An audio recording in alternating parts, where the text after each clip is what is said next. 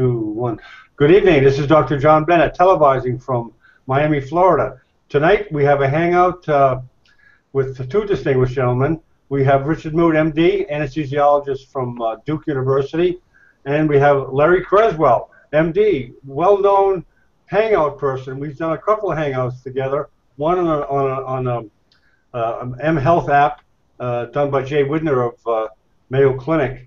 And Larry is a true, as I was saying to Richard, a true triathlete. He just doesn't do one race a year.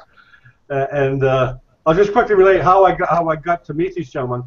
I read Larry's blog, athletesheart.org, and he basically deals with the health issues in triathletes. And he mentioned an article about swimming-induced pulmonary edema, and he mentioned Richard's name about his recent study. So I thought, well, we'll put these two guys together and watch the fireworks. So first was, hi, good evening, Larry.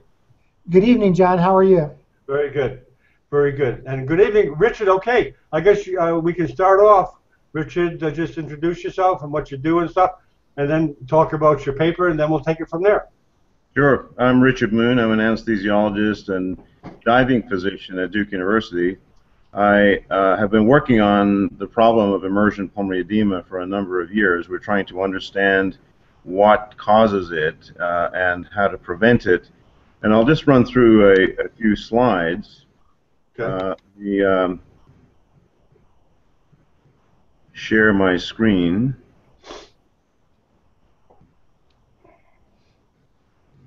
There you go. There you go. Okay. Can you see the slide? Yes, 37-year-old physician. Yeah. Okay. So this is a very physically fit individual who contacted us, and after an initial open water triathlon training session, she felt a bit more fatigued than normal and experienced what she called a wet cough.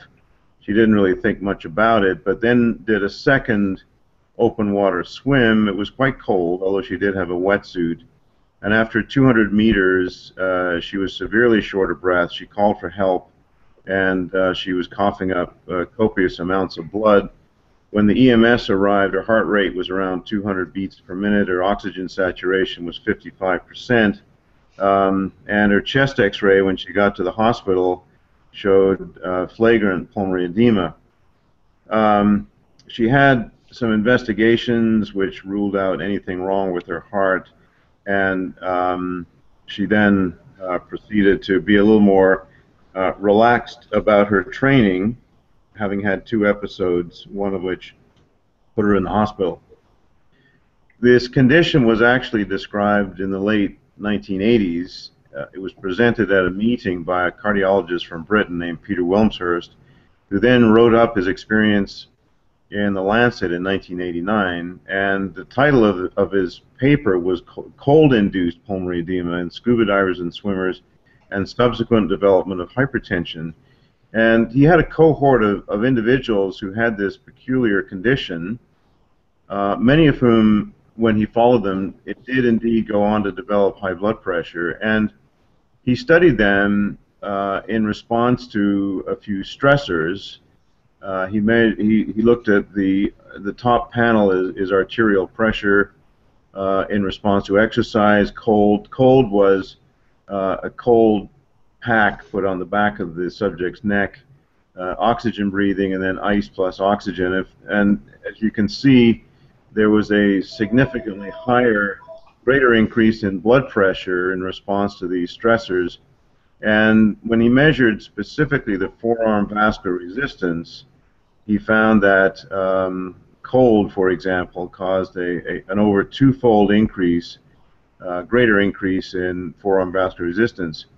And what he proposed was that these people were basically going into heart failure. They had some exaggerated vasoconstriction. Their arterioles were constricting to a greater extent than normals, and causing an increase in blood pressure, and in association with what happens in immersion, which is a redistribution of blood into the thorax, this caused the pulmonary edema.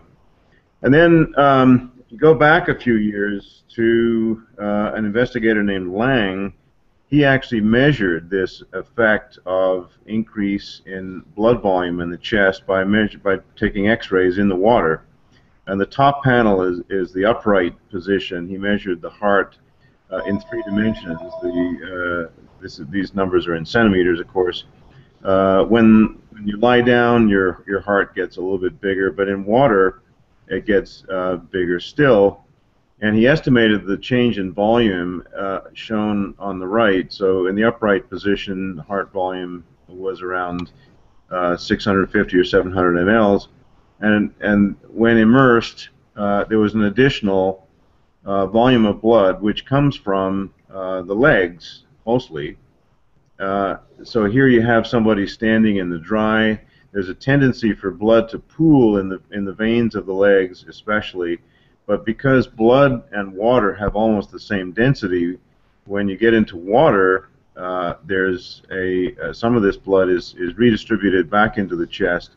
Lungs become more engorged with blood, and the pressures within the blood vessels inside the lung increase as well. Now, what our article looked at this condition. It was the first author is Dion Peacher, who's a junior person at Duke. She's now gone on. She's a cardiac anesthetist now at University of Pennsylvania.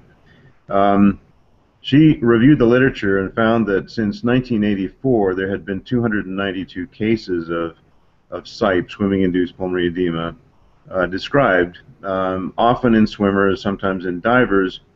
And what she did was she put together some possible risk factors described in as many of these cases as she could identify. So cardiac abnormalities included hypertension, which had been described by Wilmshurst, wall motion abnormalities such as there was one case of alcoholic cardiomyopathy, 4 cases of Takotsubo cardiomyopathy, and then a number of them had myocardial ischemia, left ventricular hypertrophy, and so on. So all of these cardiac anomalies, and indeed some cardiac risk factors that might have predisposed them to coronary disease, and then some pulmonary conditions. So asthma and exercise-induced cough indicate bronchospasm, and in the setting of bronchospasm with immersion, there can be excessive preloading of the heart due to the increased negative intrathoracic pressure during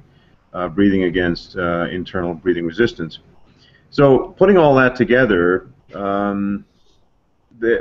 almost 50% of the civilian cases had some potentially predisposing factor, and about half, just over half, had no obvious predisposing factor. And amongst the military cases, a lot of military cases, mostly in special forces trainees, of course none of them had any identifiable predisposing factors. They'd all gone through careful screening for hypertension and other things. So the point being here that if you identify somebody who's got emergent pulmonary edema, has had emergent pulmonary edema, then it is a reasonable policy to investigate them for some of these conditions. Now, I was mentioning to John earlier, this is a study done by Catherine Calder-Becker, who's a triathlete who lives in Montreal, and she sent out an electronic survey via USA Triathlon, and she got 1,400 respondents, of whom 20, about 1.5%, reported having experienced symptoms highly suggestive of emergent pulmonary edema. She did an analysis suggesting that hypertension is a risk factor, as we've known already. Fish oil, I'm not quite sure what that has to do with it. Wetsuit use and long course, and those of you who are triathletes, I'm not one by the way, know that there are various degrees of severity of triathlon, and the ones who were doing the long course were at greater risk. So we started looking at this. We had an idea that perhaps the main factor here was immersion of the face in cold water, that we thought this might have something to do with the diving reflex. And so we constructed this setup in our hyperbaric chamber. The chamber is actually irrelevant to this part of the the study, but this showed a volunteer immersed in water with a hyperbaric head tent over his head, and through this tubing, we were able to independently control the temperature of the water around the head. So we had either cold water and then warm or cold water in which he was immersed with either cold or warm water around the head, and then or warm water and cold or warm water on the head. So we had all the combinations, and we were able to look at the hemodynamic changes that went along with that. One of the other interventions that we did was we had what was sort of laughingly called the dunk, where we suspended the individual above the water on a rescue litter and then literally dunked him or her into the water, and we measured the blood pressure response to that. And here's an example. This is not an immersion pulmonary edema susceptible individual, but it gives you an idea of the data that we were able to obtain. So here's arterial pressure, and this is 28 degrees centigrade water, so it's thermoneutral. And you can see that after immersion there was a slight decrease in blood pressure, which then came back to slightly above normal. So the mean pressure went from 109 in this individual to 116, a very small change. But in cold water, in 19 degrees centigrade water, you can see that the blood pressure, the mean pressure, went from 105 to 132, a much greater change, not surprisingly, but we were more interested in the pressures on the right side. So the orange tracing here represents pulmonary artery pressure, the blue is central venous pressure, and there was a change in pulmonary artery pressure. It went from 14 to 24 in warm water, and it went from 15 to 26. Seemingly not that big of a difference, but in fact, if you look carefully at this, there's a little spike here, which is not fling at all. It's actually real systolic pulmonary artery pressure of 92 millimeters of mercury. So there's a very transient but quite profound increase in pulmonary artery pressure. And here you can just see the setup. This is a person, this is cold water, as it turns out. Our subject has got a towel around her, and here's, you can see the experimental staff had the benefit of wetsuits, and here's the dunk. So here's the person, she's smiling, but she wasn't smiling for long because underwater it was quite cold. Now we did this, we took a group of volunteers who had experienced immersion pulmonary edema. We had 10 of them. We ruled out anything wrong with their heart. We investigated them all except one for coronary disease. None had coronary disease, and none of them had valve disease. And we exercised them in cold water and measured their hemodynamic response, and then we gave them sildenafil, Viagra, 50 milligrams orally, and we repeated the study. And these are the immersion pulmonary edema susceptible individuals. There were 4 males, 6 females. The controls had a slightly different gender distribution. The ages were similar, although the immersion pulmonary edema were slightly older. What we found was that the individuals who had immersion pulmonary edema had significantly higher pulmonary artery pressure and wedge pressure during exercise in cold water compared with the controls. We had 20 controls. And here's an example. And by the way, the Viagra lowered the pressure. And one of our volunteers was so enthusiastic about this that she asked for her hemodynamic results, which we sent to her, and she got her physician to prescribe Viagra for her, and since then she hasn't had any episodes. She had 5 episodes before and none since.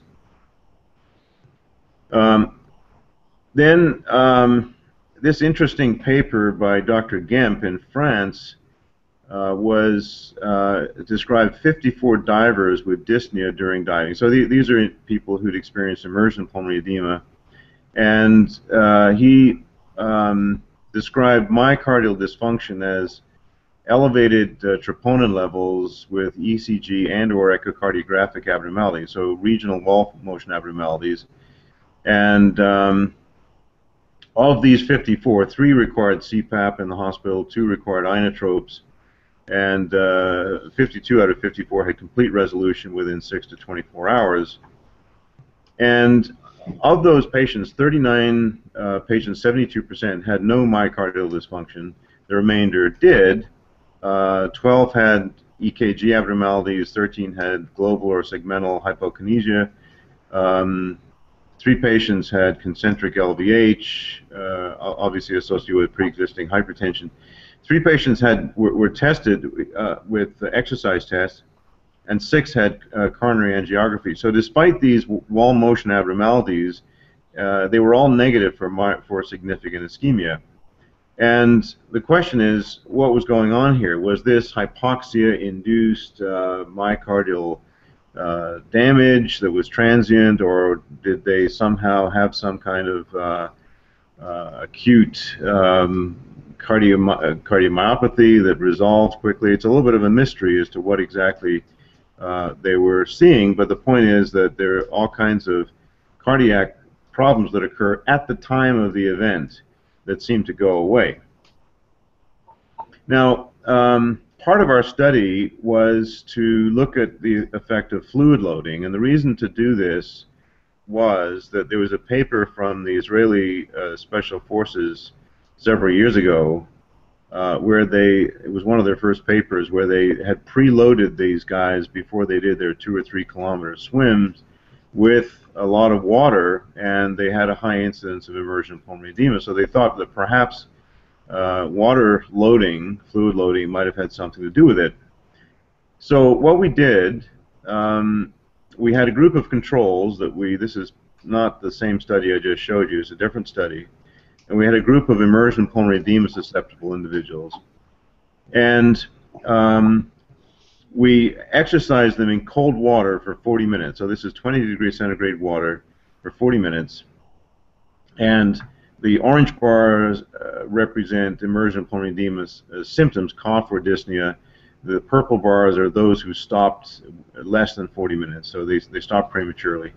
And the red bars represent those who had a greater than 10% drop in FEV1 on spirometry. And these numbers are percentages. So the controls who didn't get a fluid load, a few of them had manifestations arguably of emergent pulmonary edema, and maybe these people were in fact susceptible. We don't really know. We gave others, on another occasion, we gave them Pedialyte, 2 liters of Pedialyte before exercise, and some of them had some manifestations. Now, the SIPE susceptible ones, these are the same data, so no fluid load, and up to a third of them had manifestations of emergent pulmonary edema in our experimental setting. When we gave them Pedialyte, there was a significant increase. About 90% had a drop in FEV1, which is consistent with mild emergent pulmonary edema. So clearly, fluid loading is a bad idea before a cold water swim, particularly if you're swimming hard, i.e. in a triathlon. So the hypothesis was that we could identify SIPE susceptible individuals by the response to cold water immersion. And the question is why. We've shown that pulmonary artery pressures are higher in this cohort. Why is that? And there are a couple of possible reasons. One is that they've got decreased venous compliance. That is to say that their venous system is less compliant, has less space, if you like, for redistribution, and this extra blood then gets redistributed into the central compartment, into the heart and lungs.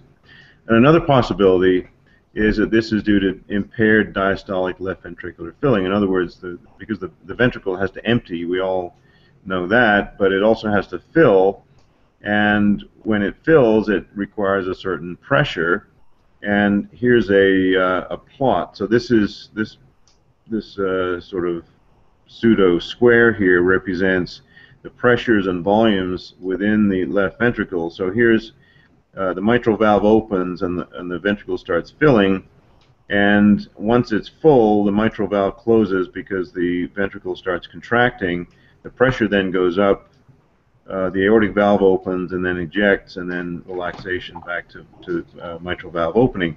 Now, in somebody with a stiff ventricle with reduced ventricular compliance, the curve might look something like this. So the ventricle is able to fill to the same degree, but the pressure is higher. And if you impose upon that additional filling due to the fact that there's extra blood in the thorax, then the left ventricular end diastolic pressure, i.e. the pulmonary capillary pressure, may be even higher yet. And we think this is actually a major player in this condition. Now, what happens if you see a case of emergent pulmonary edema, and how do you deal with it? Well, oxygen, if needed, certainly, and a lot of these people do need oxygen. They don't need diuretics, because as soon as they're out of the water, the hemodynamic change that caused the emergent pulmonary edema to start with is reversed. And the one thing that can be done is to give a beta-2 adrenergic agonist, which helps the sodium-potassium pump and helps empty the airways more quickly. So albuterol is a good therapeutic agent. Then, so once they're over their acute episode, what to do then? And certainly, if somebody is 25 years old in the Navy, they don't need much in the way of investigation, but a lot of these people are older, they have hypertension, diabetes, they have elevated cholesterol, they're smokers, etc. Then I think they need an echo and a stress echo, certainly to rule out valve disease and to make the first step towards excluding silent coronary disease. Spirometry, if indicated, to look for reversible airways obstruction. And certainly before they're allowed to go back into the water, they should have their risk factors managed. And the most common risk factor is hypertension. How long should they be treated before they can try triathlons again? I don't know the answer to that, but certainly long enough to bring their blood pressure back to normal and to enable the heart to remodel itself. So that's all I have in terms of a formal presentation. I'm happy to answer any questions. Very good, Richard. Thank you very much for an excellent, clear presentation. And I'll turn it over immediately to Larry, because I'm sure he has a lot of comments and questions. Well, thanks, John, and thanks, Richard. It's I think this is an absolutely fascinating medical problem, and maybe it gets into the weeds for some people who are non-medical, who might have tuned in. I think one of the important issues is case identification or definition. How would you sum up for the non-medical person what counts as an episode of SIPE? Yeah, good question. I would say disproportionate shortness of breath, cough, and sputum. Sometimes, perhaps the majority of the times, there's blood in the sputum, but there's always disproportionate shortness of breath. And I think it's important for triathletes to realize that if they experience that, they shouldn't press on and hope for the best. They should just take a break, swim over to the rescue boat, and get checked out. Yeah, I think that's certainly good advice. Sometimes it's hard to keep that advice in mind on race day, no doubt. But I think it's important for people to realize that what we're not talking about is a problem with the breathing because of some sort of inhaled exposure, for instance. So we're not talking about breathing in something from the gasoline that's used in the nearby motorboats, and we're not talking about a problem that gets started because of inhaling some water by mistake, right? Right, exactly. So we're sort of talking about something that happens when the swimmer has done nothing particular other than jump in the water. Yeah, that's exercise, I guess, exert themselves. And I think that's the important thing to remember. And then certainly good advice to find the nearby kayaker or paddleboarder so that you can get some help if you have shortness of breath during a race. It seems to me that very oftentimes when people have shortness of breath at a race, it's easy to attribute that to the anxiety of the moment or the hype that goes with getting the race started. And it seems to me that when I talk to people who've had troubles breathing during a race, even if they stop, it's the rare person who actually thought afterwards, after they were feeling well again, to actually go to the doctor and get checked out. Has that been your experience, Richard? Oh yes, absolutely, yes. Once they're feeling better, they just tend to blow it off, and the other problem is that it's a condition that hasn't really reached the consciousness of many doctors, and a lot of physicians don't really know what to do when they're faced with these patients. No, I think that's right, and I think that very oftentimes when you're thinking about a triathlon crowd or an open water swimming crowd, you're thinking of generally healthier than average sort of people, and you're talking about a group of people where many people in the group don't have a primary physician, perhaps, and it's always an issue about, like, where do they turn? Like, on race day, do they think to go to the emergency room? Should they visit their primary care doctor, 2 days later when an appointment can be had? It's hard to know just what to tell people. What do you think about that? Yeah, my advice is to go to the emergency room so that at least a problem can be properly documented. So if they get a chest X-ray or even pulse oximetry to show that yes, their pulse ox was down in a range where it clearly isn't normally, then a problem is identified. Whereas if they go 2 days later to their doctor and they say, well, feeling a little short of breath during the triathlon, there's not very much that anyone can say. The physician doesn't really know how severe it might have been. Yeah, right. Excuse me. The race, I guess, Larry, there are race boats all around during a triathlon in the swimming part. Yeah, that's right. So I think both at a triathlon as well as at an open water swimming event, that safety planning sort of sets up a situation where there are various rescue people on the course. Right. Sometimes that's in a boat or a rowboat or a motorboat. Sometimes that's those people are on a kayak or a surfboard or even just a swimmer in the water with a wetsuit on sometimes. Would they be outfitted? Well, I'm sorry. Would they be outfitted with a pulse ox, the race boats? Normally, no, I think that would be really unusual in the setup for the typical triathlon. That's right. Not to say that if you were in a longer distance swimming race where there were real boats that had ambulance type capability on the water, that you would have that. But I think that's a pretty unusual situation. Just thinking about triathlons generally. Would you suggest that, Richard, that all race boats have pulse ox? Because it's such an easy piece of equipment. I mean, it's a small piece of equipment. Would that be good for screening people on the race boat to see if someone came over and says, "Hey, wait, I may be suffering from sudden induced pulmonary edema"? Would you check that? Far be it from me to set the standards for triathlons, but Larry, am I correct that there's usually a medical tent attached to most big triathlons where the person could be taken and where they often would have pulse oximetry and the ability to listen to the chest and so on? Right, I think that's right. I think that every triathlon that's sanctioned by USA Triathlon, for instance, would have a safety director, which could oftentimes be a physician, but there often is medical support available right at the transition at the shore.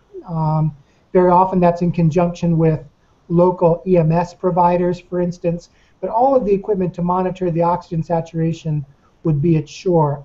I agree with Richard in the sense that the best advice is that if you have unexpected shortness of breath when you are swimming, that you stop. And my advice to the people who want to listen to my advice is that if you're providing safety at one of these races and an athlete stops because of shortness of breath, that they not be allowed to continue. Yeah, I think it takes both the athlete plus the rescuer to make that happen, because the swimmer is now some distance from shore, and it takes someone from the race to say, no, I think that's it. Unexpected shortness of breath is a reason to stop. We need to get you back to shore. Have you ever seen a case during a race, Larry?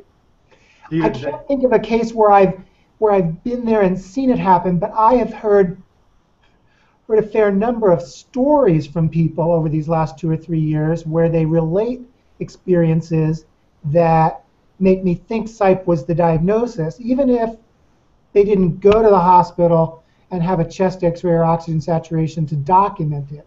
I not a doubt in my mind that this happens, John. Richard, at what level of pulse oximetry would you consider for a physician that's checking someone out to be, you better go to the emergency room? What number would you say? Oh, well, I would. It's not just the pulse oximeter reading. It's the entire picture. If somebody's short of breath, they've got some crackles on listening to their lungs, and their pulse ox is lower than you would predict for an athlete. Right. I would recommend that person go to the emergency room. Okay. I think that's right, John. I think that in healthy athletes, recreational athletes, anything but a normal PO2 or oxygen saturation, there's something wrong. Would you say 96, 90, 95, Right. 94? Well, we should be in the high 90s for sure. High 90s, if you're not and don't have a known medical problem to account for it already, right. I think that's a reason for concern on race day. Okay. Okay. Very good. Any more questions, comments, Larry? I could ask questions all day. Well, you have the man here. I know I do. It's awesome. I appreciate it. I'm interested in the risk factors that you talk about in people who are found to have SIPE or are susceptible to having SIPE. And you mentioned tonight, and you see it mentioned often, that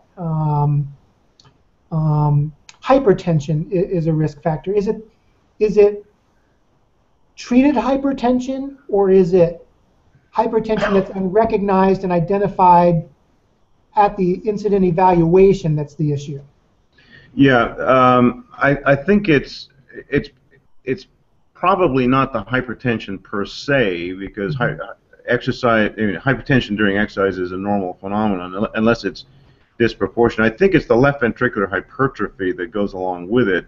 So I think it's long-standing hypertension that is not optimally controlled, and my hunch is that this is mostly a feature of non-compliant left ventricles. I think that's the major part of it. We're still working on the data, but the other possibility, the venous compliance issue, I don't think is going to pan out. At least our preliminary data suggests that it isn't that, but we're still working on that.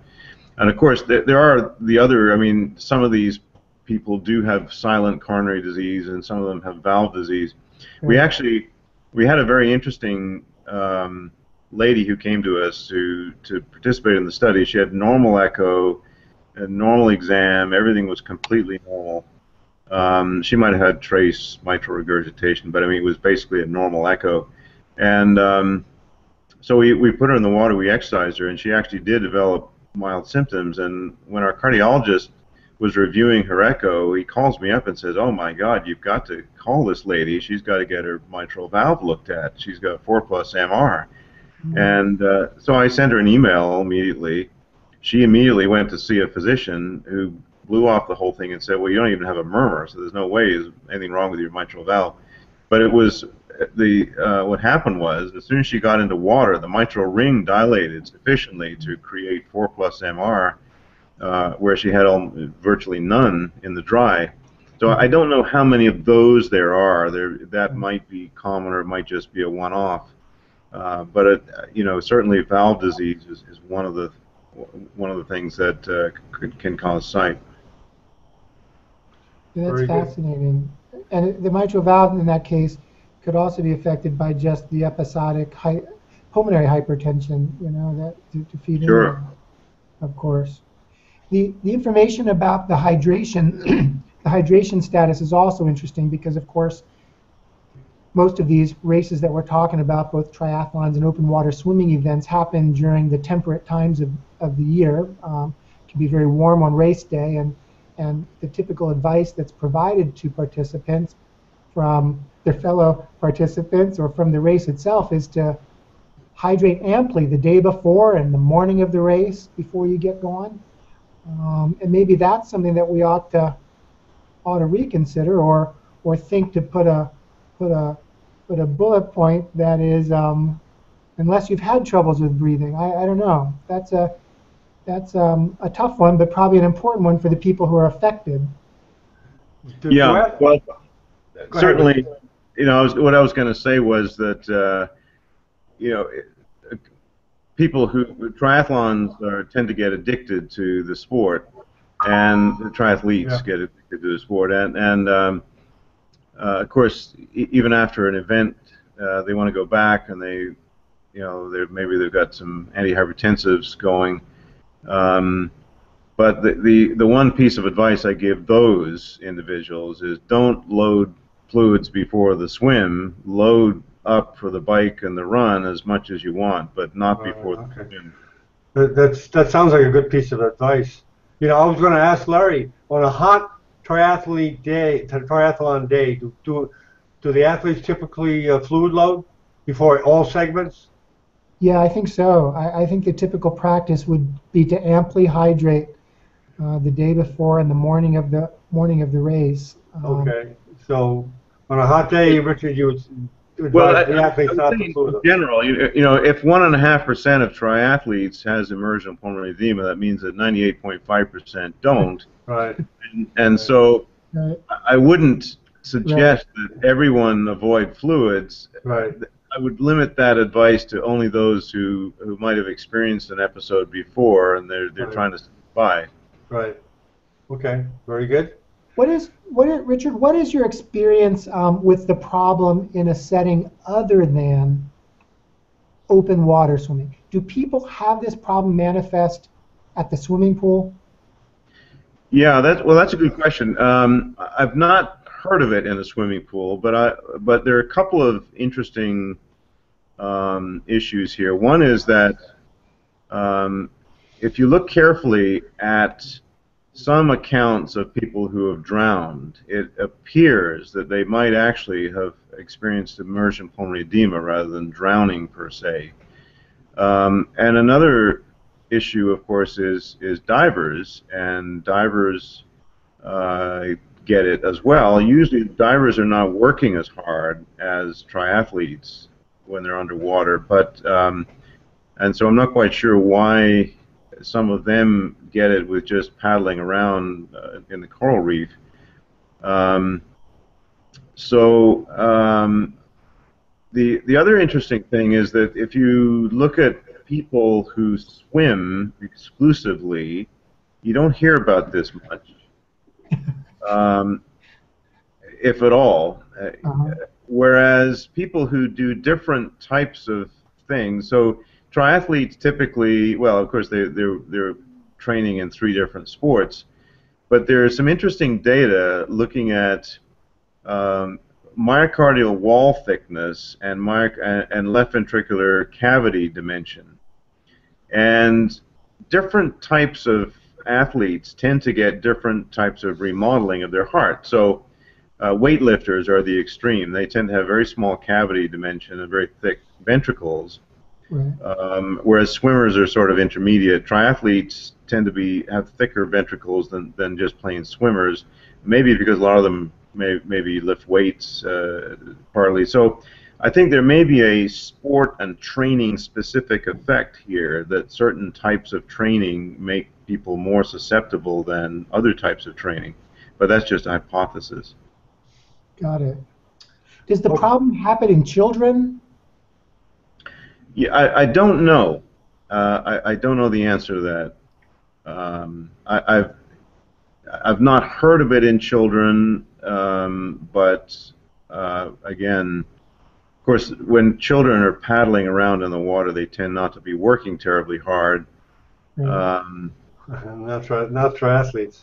But there, I mean, I ask only because there are in the hundreds of youth events put on across the country each year in triathlon, focused entirely on youth participants.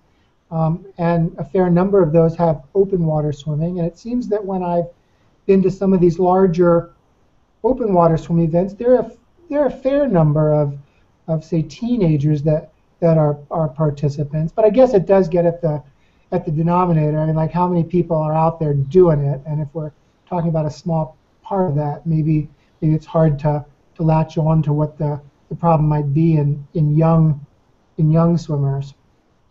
Okay, very good, gentlemen. I'd like to thank you, Richard, for spending the time and coming out to help us to enlighten us on what's going on with swimming-induced pulmonary edema. And thank you, Larry, for putting this together. And any topic you guys have in the future you want to discuss, just let me know. And I'll send you a copy of this show. So thank you, gentlemen. Well, thank you, John, and thank you, Richard, both. Nice to meet both of you. Thanks very much. Okay, gentlemen. Good night. Hold on. We'll chat for a second after the broadcast ends.